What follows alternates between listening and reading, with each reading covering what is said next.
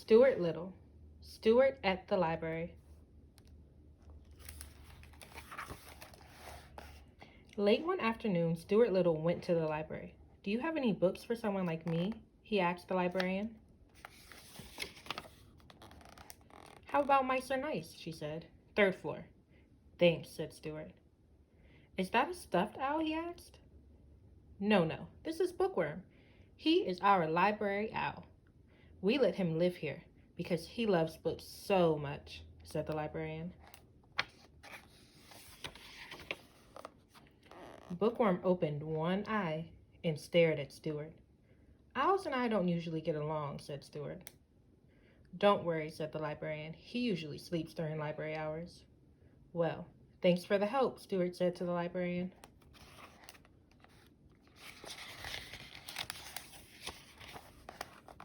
Stuart found a book. "I'll just read a little bit and see if I want to borrow it," Stuart said. So Stuart began to read. Soon he was lost in the story. Then he fell asleep.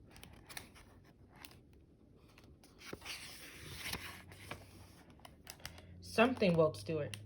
"I must have slept past closing time," said Stuart. "Indeed you have," said a voice.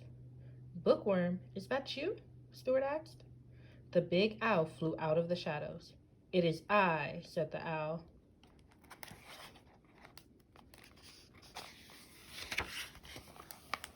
"Oh dear," Stuart said, and he began to back away. "Never fear," said Bookworm. "I've already had my dinner. Besides, I want to read my books, not chase mice."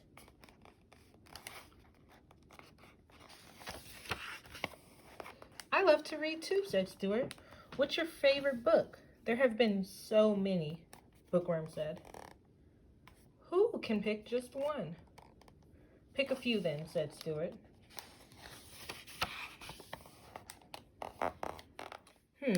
Yes, well," Bookworm pointed to the closest book on the shelf.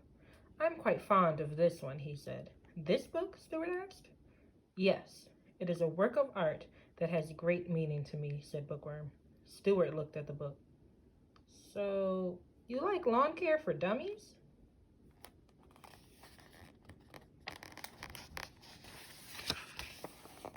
"Is that the title?" Bookworm said. "Can't you read it?" asked Stuart. "Well, no," said Bookworm, "and no one else can find out. I'm afraid I'll have to eat you after all."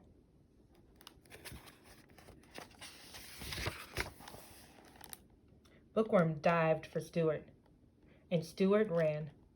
Bookworm chased Stuart down the hall, around the corner, and down the stairs, and Stuart could not escape.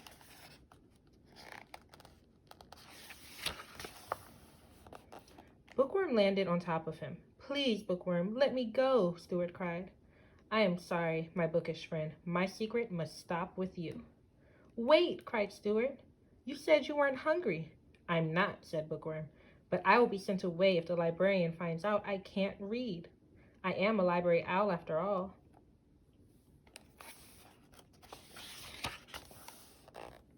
"I promise I won't tell anyone," said Stuart. "Maybe I can help you."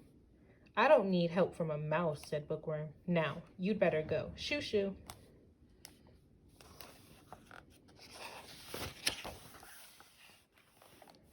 Soon, Stuart went back to the library. Bookworm opened one eye and asked, "What are you doing here?" "I want to help you read," said Stuart. "Well, don't bother me," said Bookworm. "Let me sleep." "When you wake up," said Stuart, "here are some other books you might like."